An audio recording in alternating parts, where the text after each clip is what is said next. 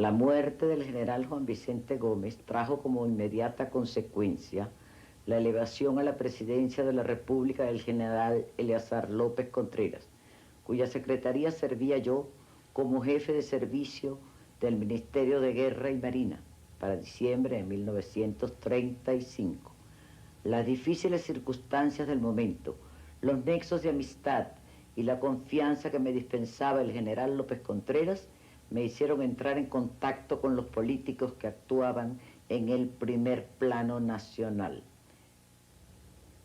Mi carrera hasta ese momento había sido absolutamente militar. Cierta situación que el gobierno consideró difícil en el estado Táchira determinó al presidente de la República a enviarme en comisión a esa región. El carácter de ella era más político que militar, y estando en su desempeño fui llamado a Caracas, en donde a mi llegada se me nombró ministro de Guerra y Marina el 1 de marzo de 1936, cargo que ejercí hasta el 9 de marzo de 1941. Mi carácter respetuoso de la ley, ajeno a toda clase de componendas, la constancia en el orden profesional, mi sentimiento de patriotismo y mi consagración al servicio del país, tal vez indujeron al general López Contreras a recomendar mi candidatura a sus amigos políticos que tenían la facultad de elegir al presidente de la República. Y fui electo limpiamente, con abrumadora mayoría por el Congreso Nacional en sus sesiones ordinarias de 1941. Y así, sin intrigas, sin querer desplazar a nadie, limpia la conciencia, con el espíritu abierto a las más generosas corrientes, asumí la suprema responsabilidad el 5 de mayo de ese mismo año. Este era el gran presidente demócrata Isaías Medina Angarita, mi marido.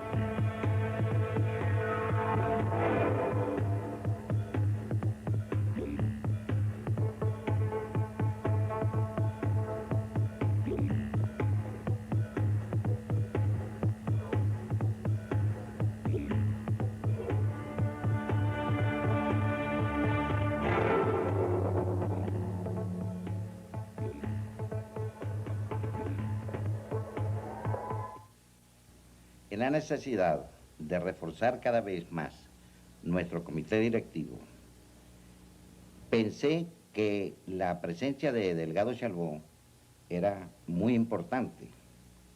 Y aunque Pérez Jiménez se mostró siempre en desacuerdo con esto, yo que disfrutaba de su amistad y que hacía guardias, coincidíamos en la guardia en la escuela militar, me permití ponerlo en conocimiento del movimiento que estaba en marcha. Delgado se sorprendió, casi puedo decir que se asustó, y me dijo: Edito, eso es muy peligroso, tenga cuidado con lo que dice. Entonces yo le contesté, le dije: mire, mi mayor, debo advertirle que a estas alturas nosotros estamos en condiciones de poder hacer esto y esto y esto y esto. Y aunque usted entre o no entre, esto marcha. Ya el 16 de octubre, en las antevísperas de estallar el movimiento, me comunicó con urgencia, con carácter de urgencia, el mayor Delgado Chalbó, que por varios conductos sabía que estábamos descubiertos y me pidió la opinión. Yo le contesté: aquí necesitamos convocar con carácter de urgencia a Betancur y sus líderes, o su comando, para pedirles, para exigirles que nos señalaran con precisión cuál era el aporte, el apoyo, la ayuda que ellos nos iban a prestar en la acción, en las acciones que se iban a desarrollar. Pero haciendo hincapié en que no debíamos señalarle a ellos o decirles o hacerles saber o hacerles comprender que estábamos descubiertos, porque estábamos seguros que si lo advertían se nos iban a espantar. Fue así como esa tarde del 16 de octubre nos reunimos en la casa de la señora Madre de Delgado en El Paraíso. Yo fui precisamente con Héctor Ramírez a la casa de la señora Madre de Carlos Delgado, allá en El Paraíso, allá al lado de Villa Zoila. Bueno, allá fuimos para entrevistarnos con Rómulo Betancourt y informarle pues de la situación que teníamos entre manos y que no era posible esperar que íbamos a lanzar el movimiento. En realidad nosotros no teníamos fecha precisa para el movimiento. Esperábamos o habíamos señalado como consigna que si los oficiales, que si se dictaba orden de acuartelamiento o que si se hacía preso a algunos oficiales, entonces se le diera comienzo a... se iniciara el movimiento. Esa reunión fue alrededor, aproximadamente a las 9 de la noche. Ahí se decidió que se buscase al señor Betancourt y para ello fueron comisionados el doctor Edmundo Fernández y el teniente Horacio López Conde. Ya sabíamos que estábamos descubiertos. Ya para el 14 de octubre se había tenido conocimiento de que algo grave en tal sentido estaba ocurriendo, porque el presidente Medina tenía conocimiento de ello, ¿no?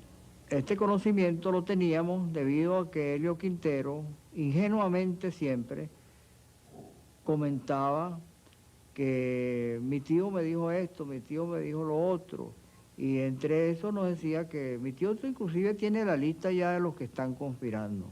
En ella se encontraban, entre los que recuerdo, el teniente Francisco Gutiérrez, mayor Delgado Chalbó, el mayor Marco Pérez Jiménez, el capitán Vargas y el teniente Héctor Ramírez. E hicimos concurrir con carácter de urgencia a Betancourt. Se le planteó ahí el objeto de la reunión, advirtiéndole que era preciso ya concretar estas exigencias, puesto que había el peligro de poder ser descubiertos, ¿no? Y que necesitábamos pues tener bien planificada la acción. Betancourt contestó que él no podía tomar una decisión por él mismo sin consultar con sus líderes. Que como los líderes estaban reunidos en Caracas con motivo del meeting que se iba a celebrar el día lunes y que por haber llovido se pospuso para el día miércoles 17 de octubre, entonces él proponía tener con los líderes del partido una reunión el jueves 18 en la mañana. Luego se reuniría con nosotros en la tarde y entonces ya podían decirnos cuál era la colaboración que ellos podían prestarnos. Hasta este momento no hay ningún compromiso ni ninguna cuestión de cómo se estructuraría propiamente el gobierno. Aquella noche, en la reunión de esa noche, yo experimenté una verdadera decepción cuando oí que el mayor Julio César Vargas, inocente y poco avisado en los manejos políticos, como éramos todos los militares que nos metíamos en aquellos asuntos por primera vez, le dijo a Betancourt: hagan ustedes con el poder civil lo que ustedes quieran, que nosotros nos encargaremos exclusivamente del ejército. Al salir de ahí quedamos de que la orden de alzarnos era la orden de acuartelamiento que diera el gobierno.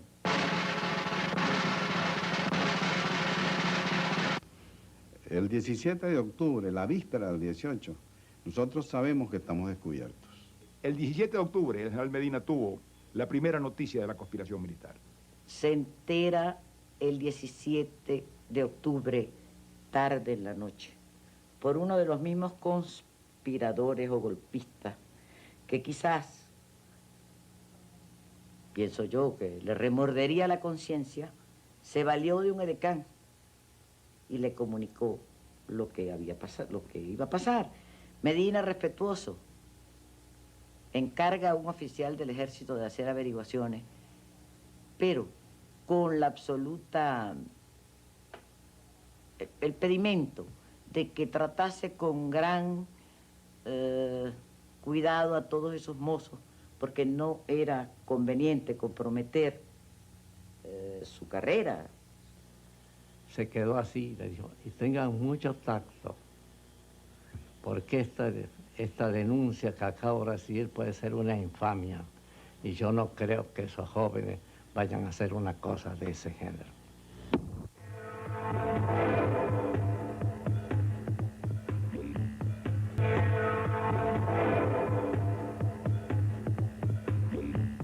La noche del miércoles 17 de octubre fue de gran tensión en Caracas y Maracay. 3 hechos simultáneos se suceden a partir de las 8 de la noche. Una cena en la escuela militar, un mitin en el Nuevo Circo y una reunión en la casa del capitán Mario Vargas. Son los prolegómenos del alzamiento del 18 de octubre. Ahora hablan los protagonistas. Ella la tarde del 17 de octubre, cuando el mayor Delgado me comunica en la escuela militar que estábamos descubiertos y que observaba con mucha preocupación que había sido invitado por el coronel Ruperto Velasco, director de guerra, y por el director de la escuela militar a cenar esa noche en el instituto. Esto venía junto con las demás informaciones a ratificarnos pues la situación que estaba viviendo el movimiento, que estábamos pues en manos del gobierno, que estábamos descubiertos. ¿Por qué? Porque eso significaba que el gobierno ya iba a tomar la iniciativa. Aquella asistencia no acostumbrada del coronel Ruperto Velasco, del director de guerra, a una cena en la escuela militar, con una invitación especial para el mayor Delgado, junto con otras informaciones que nos habían llegado, eso nos decía pues que nosotros estamos descubiertos y que el gobierno iba a tomar la iniciativa. Fue entonces cuando Delgado me pregunta, Edito, ¿y qué le parece? ¿Qué hacemos? Le dije, todo el mundo acuartelado. En la escuela queda todo el mundo acuartelado, menos yo, que voy a salir a tratar de tomar contacto con los cuarteles para ponernos en alerta de que los sucesos pueden estallar en cualquier momento. El coronel Velasco fue allá a hablar con nosotros, una cosa inusitada, se bebió vino con la comida y él trataba de averiguar qué había, porque él tenía noticias de que había unos militares que estaban actuando en contra del presidente Medina. Casi amaneció allá conversando con nosotros y tratando de sacarnos alguna cosa. Entre tanto, se está llevando a efecto el mitin de Acción Democrática que en el Nuevo Circo. Un mitin extraordinariamente agresivo contra el gobierno y una violencia increíble que formaba parte, claro, ya después se vio, del plan conspirativo que tenía con los militares. Ese era un paso que había que dar, crear ese mitin en una atmósfera violenta muy particular, para que sirviera un poco también a lo que se estaba haciendo en los cuarteles. Resultó ser una verdadera arenga encendida, bélica y popular para el movimiento. La noche del 17 de octubre, por un llamado que nos hiciera López Conde, vinimos a Caracas a una reunión en la casa del entonces capitán Mario Vargas, donde asistimos un grupo de oficiales, entre otros, recuerdo muy bien que estaba el capitán Miguel de la Rosa. Efectivamente, llegamos aquí el 17 en la noche, don Rómulo Betancur daba el mitin, que era de mucha expectativa, en el Nuevo Circo, y yo tomé contacto con Mario Vargas y me dijo, a las 10 de la noche iniciamos la reunión en Montepiedad, en mi casa. De Rosa se fue para el mitin del Nuevo Circo. Parte de ese meeting lo oímos desde ahí, de la casa de Mario Vargas. Recuerdo que esa noche no asistió Delgado Chalbó a la reunión porque él se había quedado en la escuela militar. Asistieron Marcos Pérez Jiménez Mario Vargas, Julio César, como dirigentes del comité de Caracas, y yo como representante del subcomité de Maracay. Mario Vargas, al iniciar la entrevista con nosotros, nos informa, pues, con cierta alarma, que el general Medina está en conocimiento del golpe, que tiene la lista de los oficiales juramentados, y que por lo tanto, a partir de ese momento se esperaba que se hicieran detenciones. Que él quería saber cuál iba a ser nuestra actitud al ocurrir eso. Hubo un impacto, aquello fue un silencio tremendo, y nos miramos las caras, estábamos descubiertos. Hubo una vacilación tremenda, y recuerdo que el Turco Casanova, el Mono Mendoza y yo entramos en diálogo. Y entonces interviene Julio César Vargas, Marco Pérez Jiménez, con una intervención desconcertante. Marco Pérez Jiménez dice que, dado el número numeroso de oficiales y que estaba representado en ese grupo lo más brillante de la oficialidad subalterna, que el general Medina se abstendría de hacer esas detenciones así masivamente. Julio César Vargas también lo acompaña en esa misma posición. Mario Vargas observa al grupo y tenemos una pequeña entrevista con el Turco Casanova y el Mono Mendoza y convenimos que se sometiera a esa votación de esa proposición de Julio César Vargas y Marco Pérez Jiménez a votación. Y hemos triunfado por 3 votos. La consigna fue entonces que debíamos actuar el día 18, puesto que ya el general Medina había dado órdenes de acuartelamiento y sobre la marcha de detención de algunos oficiales. Estuviéramos donde estuviéramos, pudiéramos con lo que pudiéramos, nos alzáramos. De modo que el 18 de octubre en la mañana yo era ministro de Relaciones Interiores. El general Medina me llamó a Miraflores y yo iba a salir de Caracas porque iba a descansar un poco en Los Teques y me dijo que mejor era que no me fuera porque había denuncia de que había una conspiración militar y que él había dado orden de detener a algunos oficiales. Pero aún en ese momento, y esto revela el carácter de Medina, él me decía, he dado órdenes de hacer una investigación con mucha cautela, porque yo no quisiera romperle su carrera a ningún hombre por una denuncia. De modo que yo quiero que esto se averigüe con mucha discreción y mucha cautela. El general Medina solo me preguntó cuántos calabozos tenía en el cuartel.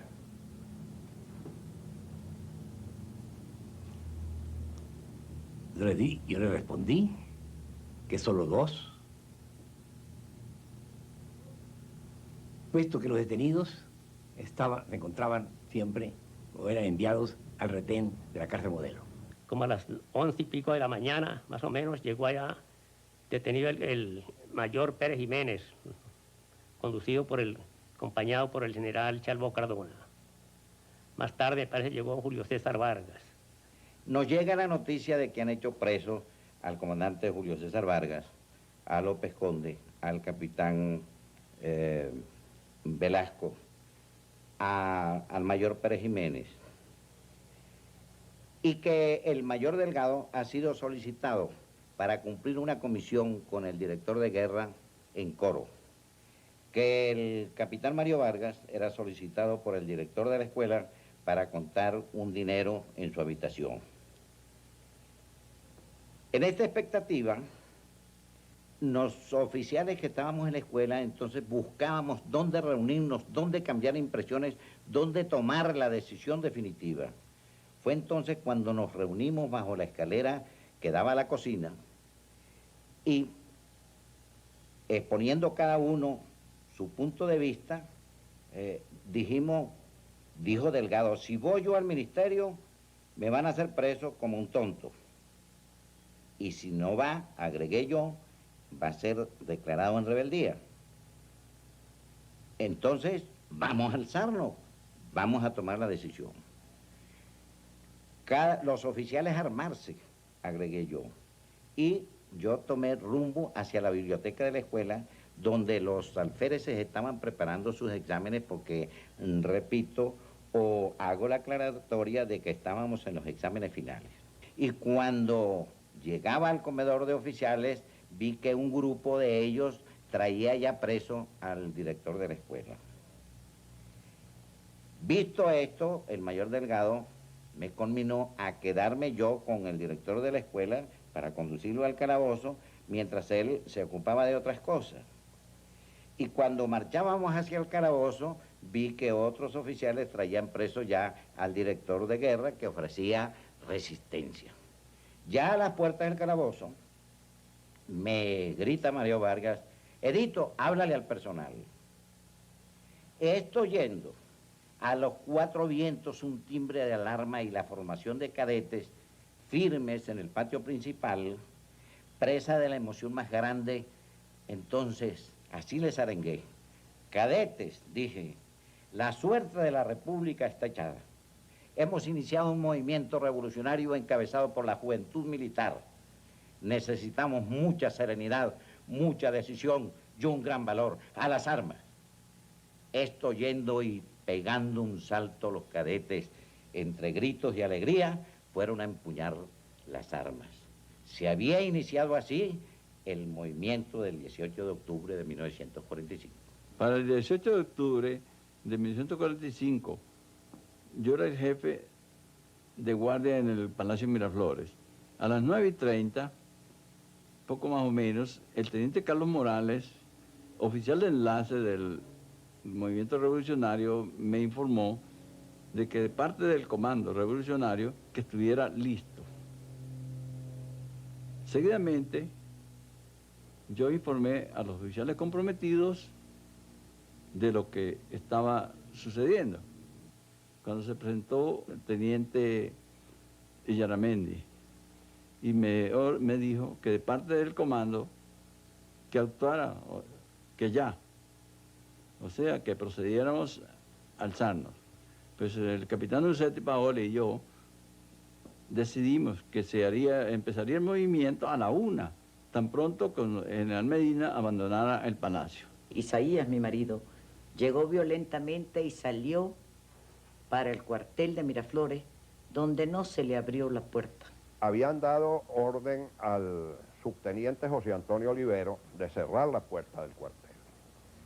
Y una vez que ya la unidad estuvo municionada y organizada, y que el personal de tropa ofreció a los oficiales, después de haberlos arengado el mayor Celestino Velasco, ofreció al personal de tropa respaldar a los oficiales.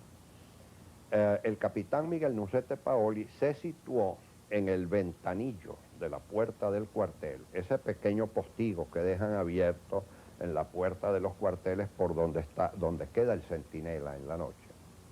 Se situó allí con un fusil ametrallador, cuando de pronto apareció en su automóvil el general Isaías Medina. Pero se dio cuenta de que ya no contaba con el cuartel de Miraflores. El general Medina conminó un par de veces al capitán Nucetti desde su automóvil a que se acercase, y ya a la tercera vez el capitán Nucetti le dijo: general, retírese y evite aquí sucesos desagradables.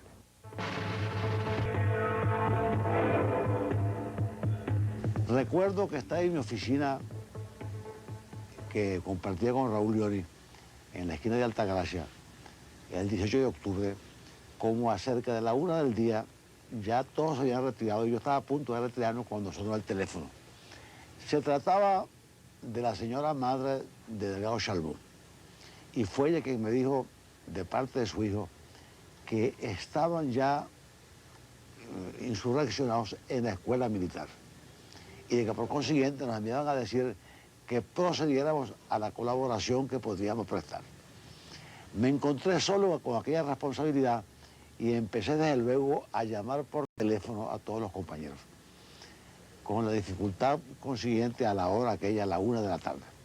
Por fin fueron apareciendo Prieto, Leoni y finalmente Betancourt. Encontré a Gonzalo Barrio hablando en francés por teléfono. Hablaba con Delgado Chalbaud, que estaba en la escuela militar.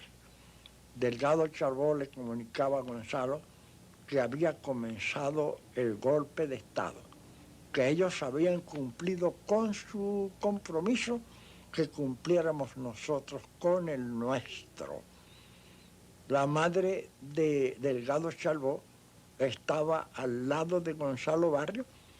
Recuerdo que le dije a la señora Delgado Chalbó, dígale usted a Carlos que deben contar con el hecho de que nosotros no tenemos una organización militar que pueda proceder como ellos a dar una orden que se cumpla automáticamente. Nosotros vamos por sorpresa, el estallido, tenemos que comunicarnos con nuestra gente y creemos que solo en horas de la noche podría revelarse participación nuestra. Inmediatamente yo me fui a la librería. Mi librería era centro de reunión y allí llegaban los militares para llevar las noticias haciéndose reconocer con una consigna: China en armas. Llegaban buscando el libro China en armas en la librería. Yo podía entonces retirarme al fondo de la librería con el militar para conversar lo que fuera necesario comunicar al partido. Nos fuimos a almorzar a un restaurante que estaba cerca de Altagracia, en espera del desarrollo de los acontecimientos y para discutir las medidas que podríamos tomar. Allí hicimos una reunión que pareció pesimista porque estábamos convencidos en ese momento de que era muy difícil que se pudiera dar el golpe cuando en realidad surgía como una cosa abortada porque el gobierno había hecho presos a algunos militares. Una de las circunstancias más difíciles que atravesamos en aquel momento es el hecho, o derivada del hecho, de que no podríamos haber dado publicidad a nuestra participación en el movimiento, publicidad previa, porque esto hubiera sido revelar la existencia de la conspiración y por consiguiente denunciarla.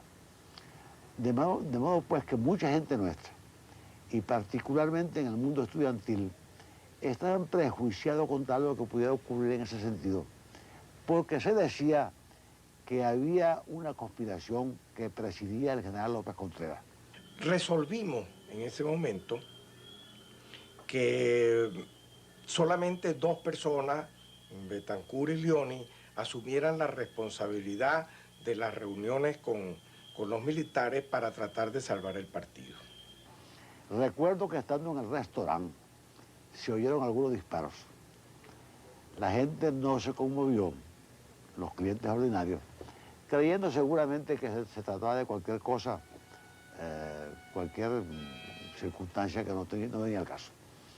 Pero nosotros que sabíamos lo que ocurría nos levantamos, salimos y entonces nos dedicamos a movilizar a nuestra gente en cuanto podríamos para la tarde. Yo me fui directamente a la casa del partido. Me encontré con que había mucha gente equivocada, que creía que se trataba de un golpe de la reacción de López Contrerista. Yo conversando con los grupos de gentes que estaban allí, digo lo que se me ha dicho, pues lo que he recibido en la calle en el periódico, que se trata de un golpe lopecista, y a mí me parece que frente a una situación como esa, el partido debería estar al lado de Medina, puesto que ya conocíamos de una larga clandestinidad la conducta lopecista contra la Fuerza Democrática. Y entonces cuando Luis Lander, que era secretario general del Distrito Federal, en primer lugar me hace una especie de seña que yo no capto, y finalmente me dice que nosotros estábamos comprometidos en ese movimiento y que aun cuando todavía por razones de reserva del partido y para evitar represiones inmediatas, no podríamos declararlo en ese momento, sin embargo, había que ir preparando a la gente para que apoyara el movimiento cuando Acción Democrática así lo decidiera. Posteriormente, el mismo Luis usa una mesa como tribuna para explicar a la multitud que estaba ansiosa de noticias que no se trataba de golpe lopecista, sino que en nuestro conocimiento se trataba de un grupo de militares jóvenes que estaban persiguiendo otro tipo de acciones y tenían propósitos diferentes. y que debíamos salir a la calle a dar mitines relámpago, a tratar de orientar a las gentes confusas de la calle, explicándoles las características de que, de acuerdo con nuestras informaciones, tenía el movimiento que se había producido pues, en el mediodía del 18 de octubre.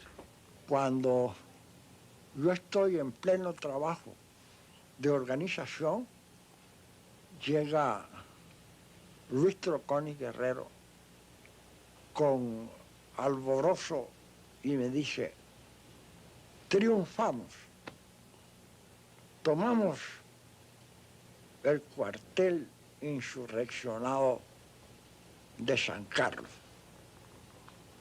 Y entonces yo le dije a Luis Troconi Guerrero: no.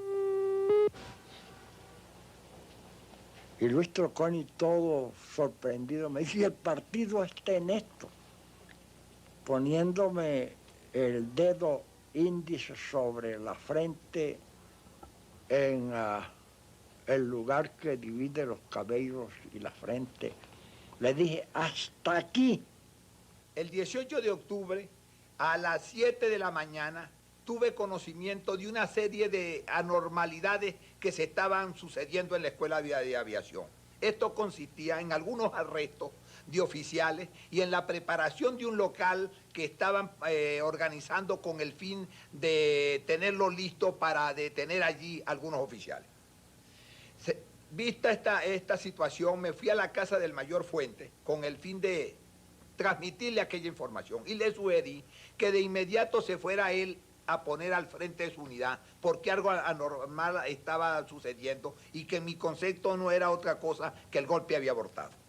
Llegando a la Escuela de Aviación me encuentro con el mayor Sandoval, director de la escuela, quien me manifestó que estaría ausente porque iba a ir a Boca de Río con la finalidad de cumplir una misión que le había encargado el comandante de la guarnición, pero que él en verdad no sabía de qué se trataba, porque él no era el hombre de confianza del general Medina y que el general coronel Quintero, que sí conocía la situación, era un hombre bastante reservado.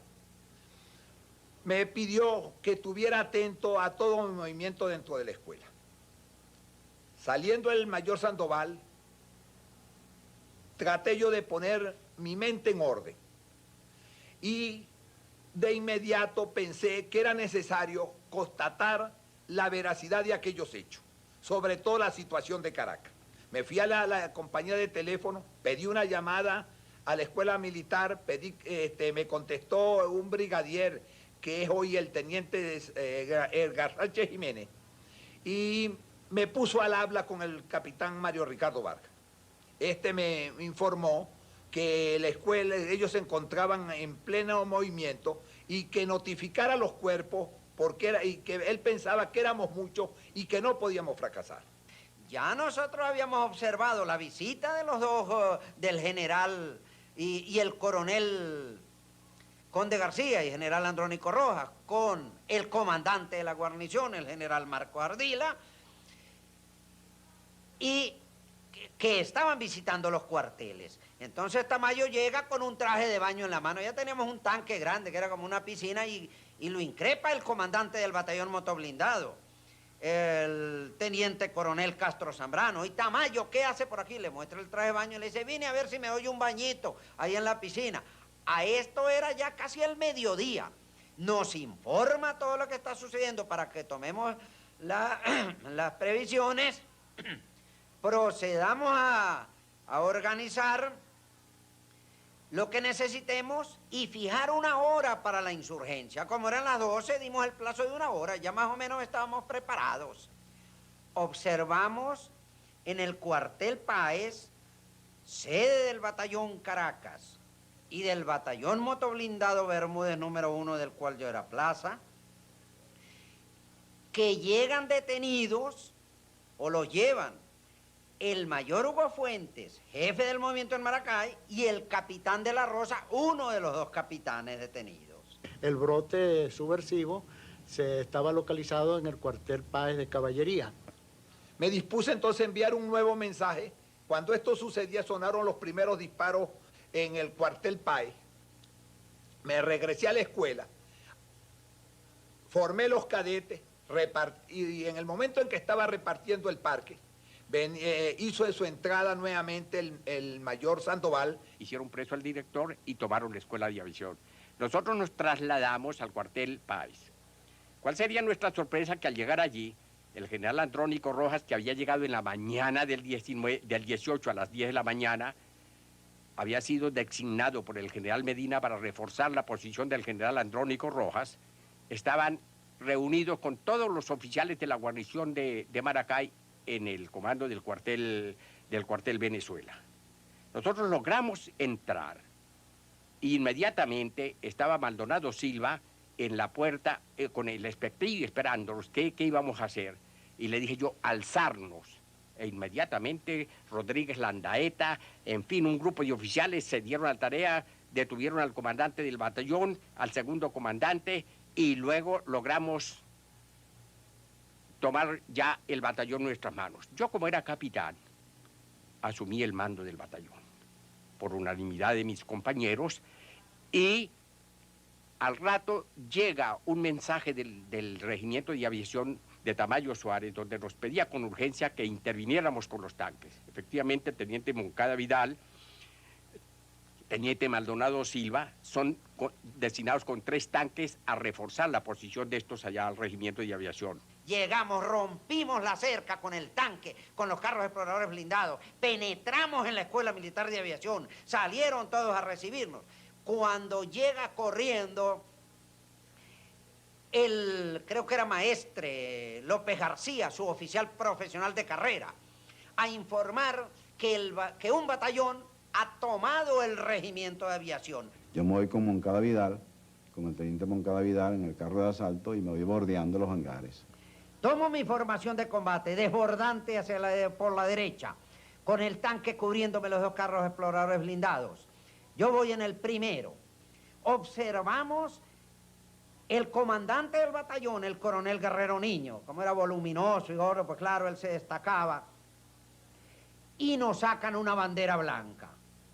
Por supuesto, de acuerdo con el derecho de guerra internacional, por más que fuera una revolución, yo creo en esa bandera blanca, entonces sigo avanzando y le llego hasta la boca del lobo. A 2 metros estaría, o 3 metros, el coronel Guerrero Niño. Ahí paro mi carro sin perder la formación de combate, por supuesto. Paro mi carro y le pregunto al coronel, que lo veo con una peinilla terciada, con una cinta tricolor y el revolvito de campaña en la mano. Y le pregunto, ¿con quién está usted? ¿Con la revolución o con el gobierno? El coronel vacila, no me responde. Y López García le insiste, responda, coronel, responda. ¿Con quién está usted? Entonces él levanta la mano, hace un tiro al aire al mismo tiempo que contesta, con el gobierno. Quizás esa era la señal para desencadenar el fuego de su batallón. Y nos ha caído una lluvia de plomo. Ese es el célebre coronel Guerrero Niño, a quien yo en este momento le rindo honor por su valentía y por su lealtad, pues cada quien dentro de su cosa.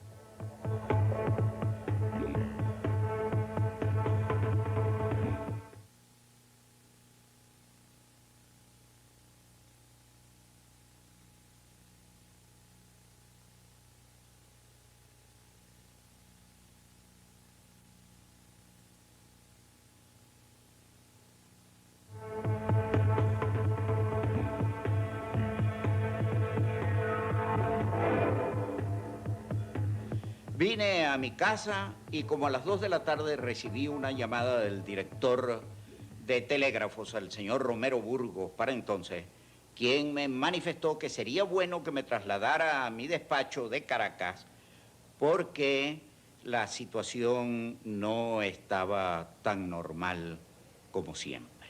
Le pregunté de qué se trataba, que lo único que podría alterar la situación podría ser una sublevación militar. Y me respondió que efectivamente de eso se trataba. Rápidamente me trasladé al Ministerio del Trabajo. Oí disparos en el cuartel de San Carlos. A las 9 de la mañana llegó el ministro de Guerra y Marina, que para aquella época era el general Morán. revisa el cuartel, ve todo aquello y se va. Después que se va, el capitán Emilio Castro, que está de servicio, fue detenido en su pieza, o sea, en su habitación. Después de eso viene un grupo de militares a buscar al capitán Emilio Roa Castro, que está detenido, para llevárselo. Entra el grupo, entra a su pieza, su cuestión, y se lo llevan. Cuando va saliendo, por la prevención, el grupo de oficiales con el capitán Zambrano en el medio, se oye un disparo, otro disparo, y otra plomazón empezó. Cayó el teniente Zambrano, cayó Galaví, cayó el coronel, el comandante del cuerpo, cayó herido, el capitán Emilio Roa Castro herido, después se murió, y total, comenzó el de pelote, de plomo para allá y plomo para acá, de la prevención nos disparaban, nosotros disparábamos a prevención, nosotros buscábamos quién era que nos disparaba. Entonces uno veía para el techo y nada, veía para el lado, ¿quién nos dispara, chico? Entonces uno veía hacia el frente, veía un compañero, veía a un lado, veía a otro compañero. Entonces uno no sabía qué era lo que pasaba y quién era que nos disparaba, y a quién le disparábamos nosotros. Entonces se calma la plomazón, entonces aparece una cantidad de muertos en el patio, en oficiales. Llega el general Medina con un ayudante y forma a todos los oficiales en la parte principal del cuartel y comienza a interrogarlos uno por uno, preguntándole, ¿usted está conmigo? Entonces el oficial le contestaba, sí, mi general. ¿Usted está conmigo? Sí, mi general. ¿Usted está conmigo? Sí, mi general. Cuando llegó el turno al coronel Marqués y Padrón, él no contestó rápidamente, sino contestó un poquito retardado. Entonces el general Medina reaccionó violentamente contra él, pensando que ese sí estaba metido en el movimiento. Le dijo, métame a este oficial inmediatamente al calabozo. Más tarde, después de que el general Medina sale del cuartel, llega el general Pereda Bermúdez con un montón de cajas de municiones y varias armas largas, tratando de buscar al general Medina, porque él lo andaba buscando en todas partes y no lo encontraba, y llamando por teléfono y preguntándole a todos los oficiales, ¿usted sabe dónde está el general Medina? ¿Dónde está el general Medina? Que yo tengo que hablar con él. Él sale de ahí y se va para el cuartel San Carlos. En el San Carlos, él se hace cargo de la situación, que era el último baluarte que le quedaba al gobierno. Yo pensaba seguir hasta Miraflores, pero al oír los disparos, resolví entrar en mi despacho del Ministerio del Trabajo y llamar directamente al director de telégrafo para que me informara de qué se trataba, y le pedí que me comunicara con el general Medina en Miraflores. Mi sorpresa fue todavía mayor cuando el director de telégrafo me dijo que Miraflores estaba tomado por oficiales insurgentes. Le pregunté que dónde estaba el general Medina en ese momento. Me dijo que en el cuartel de policía. Allí me trasladé inmediatamente. Como a las 3 de la tarde, hizo su entrada a la policía el general Isaías Medina Ancarita, acompañado del general Juan Dios Celis Paredes, ministro de Fomento, del coronel Delfín Becerra, ministro de Guerra y Marina,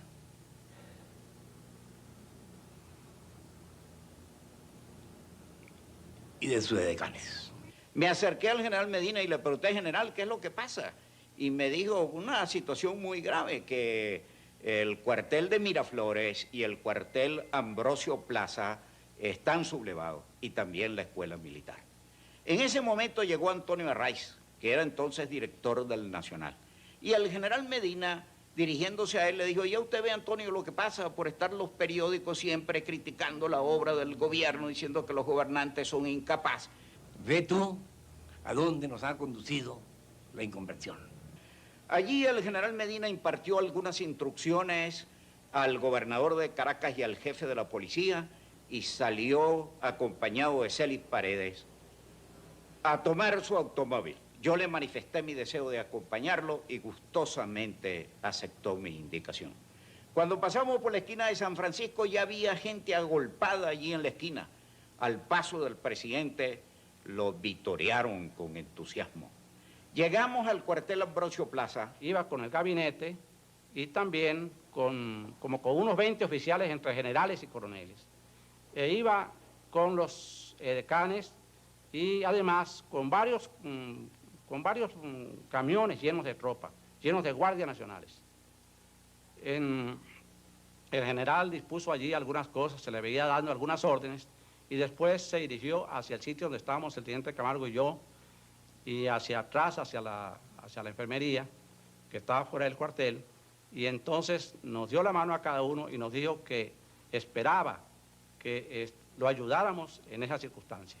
El general Medina hizo una revisión de los distintos locales, de allí salió hacia su casa que estaba en Las Barrancas, yo lo acompañé hasta allí, saludó a su señora, la informó de la situación, y al bajar me dio instrucciones de que llamara directamente yo al gobernador de Caracas para que mandara fuerzas policiales a custodiar los distintos servicios públicos, el telégrafo, el teléfono, los acueductos, y salimos de nuevo para el cuartel Ambrosio Plaza.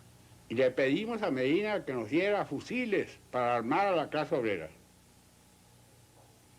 Y entonces, el gobernador de Caracas, Lucetti Salvi, me comunicó personalmente a mí, a Rodolfo Quintero, que el general Medina mandaba decir que nos daba las gracias por el apoyo que le ofrecíamos, pero que le había hecho a Lucetti esta pregunta. Muy bien, yo estoy seguro que esos obreros y esos comunistas salen a la calle y derrotan a los golpistas. Pero el problema es, después que los derrotan, ¿qué van a hacer comunistas con las armas en la mano? ¿Quién se las va a quitar? Volvimos al Ambrosio Plaza. Allí llegamos a las 4 de la tarde aproximadamente, entre las 4 y las 4:30. Se instalaron en el casino del cuartel. De esto informaba yo continuamente a los oficiales comprometidos y ya para entonces habíamos descartado la posibilidad de una intervención dentro del cuartel, pues éramos minoría con respecto a la guardia, a las tropas gobernistas que se encontraban instaladas allí. El general Medina recibió algunas informaciones de tipo militar y al poco rato empezaron a llegar los ministros convocados para una reunión urgente de gabinete. El único punto a tratar en el gabinete fue el de la suspensión de garantía. Al coronel Romero Aljona, comandante del regimiento, se notaba cierto nerviosismo, cierta preocupación y cierta desconfianza hacia nosotros. Como a las 7:30 de la noche me llamó y me dijo que el general Medina me necesitaba en el casino. Me trasladé allá, entonces me ordenó redactar unos telegramas a todas las guarniciones del interior, ordenándoles movilizarse inmediatamente hacia Valencia, donde debían de concentrarse y esperar nuevas órdenes. Se sucedieron varios disparos en el cuartel Ambrosio Plaza con fuerzas que venían a atacarnos probablemente de la academia militar. Y muy particularmente cuando un contingente al mando de un teniente fue a hacer una inspección en las colinas adyacentes y se devolvió contra nosotros en el Ambrosio Plaza y disparó sus armas. Abrimos fuego hacia el cuartel con una de las ametralladoras, mientras la otra se retiraba hacia el barrio Unión. Ya hecho esto, hacíamos lo mismo con la siguiente, y así logramos llegar hasta la carretera del Atlántico para ese tiempo, llevando 40 hombres, 40 fusiles, 2 ametralladoras Hawking, 2 cajas de municiones y 2 fusiles ametrallador. Era todo el armamento de que disponíamos. Sobre las crestas del observatorio, el gobierno había establecido alrededor de 600 o 700 elementos de tropa sobre las crestas del observatorio, sobre la escuela militar. Entonces, dije que yo iría al observatorio. Y oponiéndome al capitán Rómulo Fernández, que no me quería dejar marchar, nombré 9 cadetes, sirvientes de pieza, y con un mortero me trasladé a la parte anterior del observatorio. Todo estaba oscuro, las avanzadas nuestras se estaban estableciendo en la llamada Vuelta de los Olivos. Pude llegar hasta el observatorio sin tropiezos y establecer mi pieza, hacer el reglaje correspondiente y disparar una salva de morteros sobre el cuartel Ambrosio Plaza. El propósito mío era hacer sentir al gobierno que estábamos fuertes, pero en realidad no lo estábamos en ese momento. Aparentemente no lo estábamos. Y yo insistía en que la velocidad inicial de la sorpresa había que aprovecharla. Que por consiguiente yo iba a bombardear el cuartel. Felizmente el bombardeo surtió los efectos que yo quería conseguir. Especialmente cuando estallaron en el patio del cuartel Ambrosio Plaza, en el patio de la caballería, estallaron varios morteros que eran dirigidos desde la escuela militar. Hubo un ambiente de gran confusión y expectativa. Antes hubo un momento de verdadero optimismo en el cuartel Ambrosio Plaza. Fue cuando el general Medina recibió del coronel Pereda Bermúdez directamente la información desde el cuartel San Carlos de que había recapturado ese cuartel y que desde ese instante se podía contar con ese reducto militar en favor del gobierno. Nuestro movimiento para otro combate, someter el cuartel Bolívar. Entonces se organiza como ya llegan las 8 de la noche más o menos, un ataque con todos los tanques, los carros de combate, con los carros exploradores blindados, ametrallándolo inclusive con la aviación por arriba. Y se desencadena aquel ataque. Yo creo que 50.000 tiros por lo menos se le dieron al cuartel Páez. Con la ayuda interior de Carlos Julio Ramírez y Pulido Barreto, que sabotearon adentro, al fin se sometió el cuartel. Una vez tomado Maracay, nos preguntamos, bueno, ¿y qué estará ocurriendo en Caracas?